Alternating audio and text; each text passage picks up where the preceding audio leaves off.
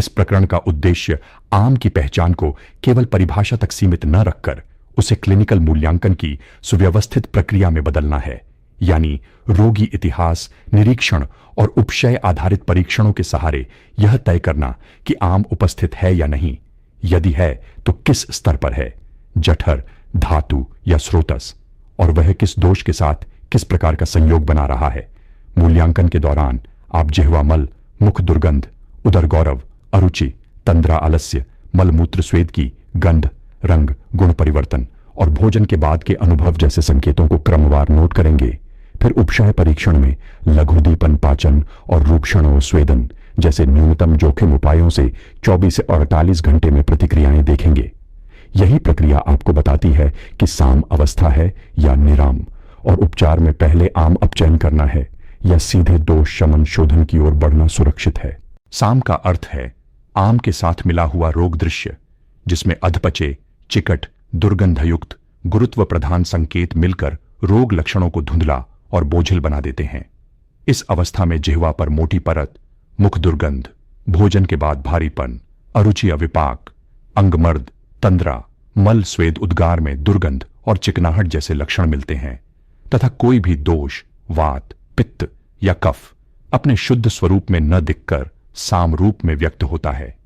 मूल्यांकन का सिद्धांत यह है कि साम अवस्था में सीधे स्निग्ध उपचार या तीव्र शोधन की जगह पहले लंघन, दीपन, पाचन और रूक्षण स्वेदन से आम घटाया जाए।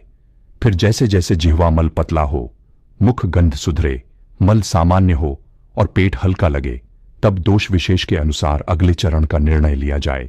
यही क्रम सुरक्षा और दीर्घकालिक प्रभाव दोनों की गारंटी देता है। सामवात की पहचान तब होती है जब वात लक्षण दर्द, संकोच, कठोरता, अड़मान, आतोप, वायुगति में अव्यवस्था आम के साथ मिलकर भारीपन, चिकटपन, दुर्गंध और आलस्य से रंगे दिखें। रोगी अक्सर बताता है कि दर्द के साथ जकड़न और बोझिलपन है, पाचन अच्छा नहीं, डकारें रुकती हैं, गैस में दुर्गंध, अप्रियता है और भोजन के बाद पेट भरा भरा रहता है। सामवात का व्यावहारिक संकेत यह भी है कि उष्ण रूक्ष लघु उपाय जैसे हल्का गर्म पेय, दीपन, पाचन, सौम्य स्वेदन से स्पष्ट आराम मिलता है, जबकि प्रारंभिक चरण में स्निग्ध उपचार से बोझिलपन बढ़ सकता है। अतः मूल्यांकन निष्कर्ष यही कहता है कि पहले आम घटाकर मार्ग खोलें, फिर वात शमन, स्नेह बस्ती की ओर क्रमशः बढ़ें, जिससे दर्द कठोरता के साथ साथ पाचन लय भी सुधरती चली जाए। निरामवात में वात लक्षण अपनी शुद्ध स्पष्ट पहचान के साथ मिलते हैं। रूक्षता, शूल, तनाव, खिंचाव, शुष्कता प्रधान कब्ज, गैस तो है पर दुर्गंध या चिकट क्लेद नहीं, जिह्वामल न्यून या अनुपस्थित और स्निग्ध उपचार जैसे अभ्यंग, स्नेहपान, अनुवासन, बस्ती से तुरंत राहत।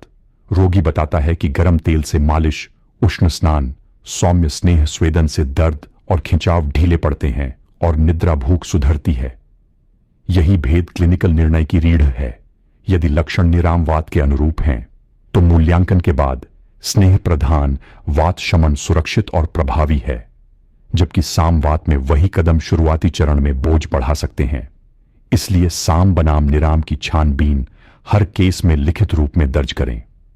साम पित्त में पित्त की तीक्ष्णता को आम क्लेद धुंधला कर देता है।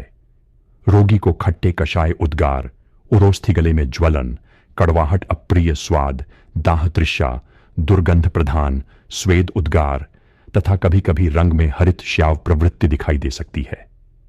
भोजन के बाद भारीपन और अम्लता साथ साथ होने की शिकायत आम है। मूल्यांकन सूत्र कहता है कि यहां सीधे तीव्र शीतलन या स्निग्धता की जगह पहले लघुदीपन पाचन से आम घटाए, फिर पित्त शमन का संतुलित प्रयोग करें, ताकि तीक्ष्णता अपनी प्राकृतिक रूपांतरण भूमिका में लौटे, किंतु उष्ण उद्दीपन विरुद्धाहार से दूरी बनी रहे।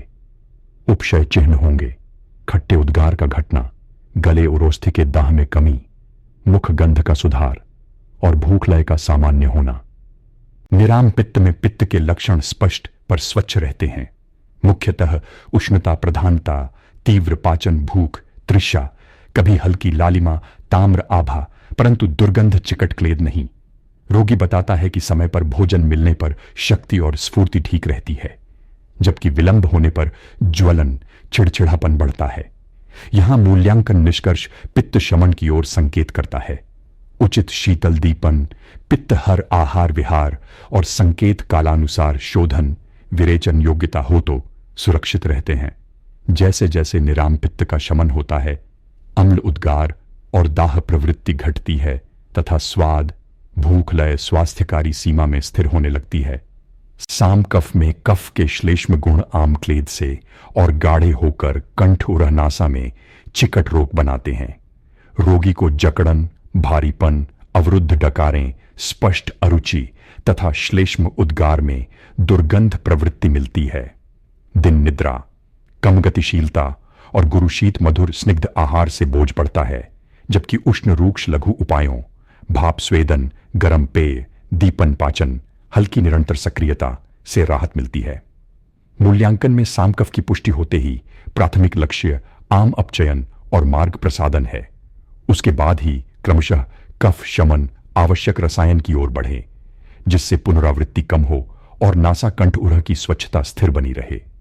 निराम कफ में कफ लक्षण साफ सुथरे रूप में मिलते हैं।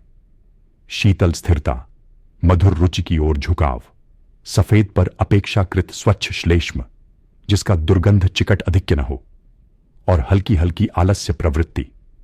भोजन और दिनचर्या के अनुशासन से कंठ स्वच्छता और उद्गार सामान्य होने लगते हैं।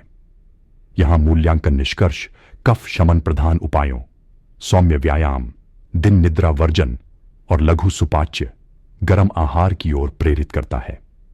जैसे जैसे निराम कफ का शमन होता है, जकड़न ढीली पड़ती है, स्फूर्ति लौटती है और आहार लय टिकाऊ बनती जाती है।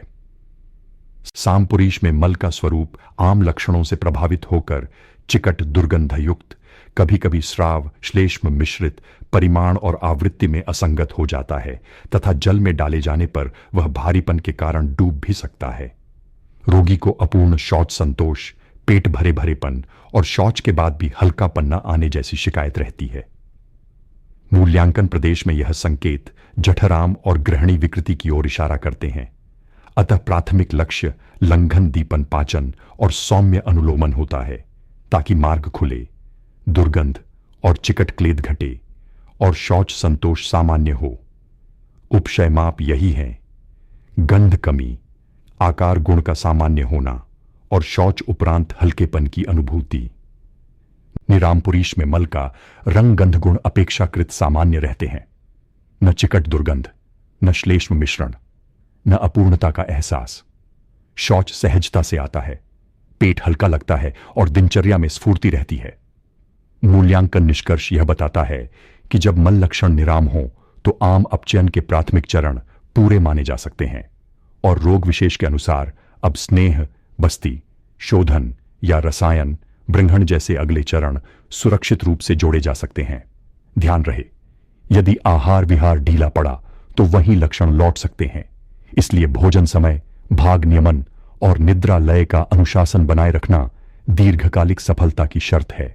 संपूर्ण मूल्यांकन का व्यावहारिक सूत्र यही है कि पहले साम बनाम निराम की ठोस पहचान करें, फिर दोष विशेष के साम रूप में प्राथमिकता से लंघन दीपन पाचन प्लस रूक्षण स्वेदन द्वारा आम अपचयन कराए, और जैसे जैसे उपशय चिन्ह, जिह्वामल का पतला होना, मुख गंध का सुधार, शौच संतोष और भोजन उपरांत हल्कापन स्थिर हों, तब दोष शमन शोधन रसायन की ओर बढ़ें।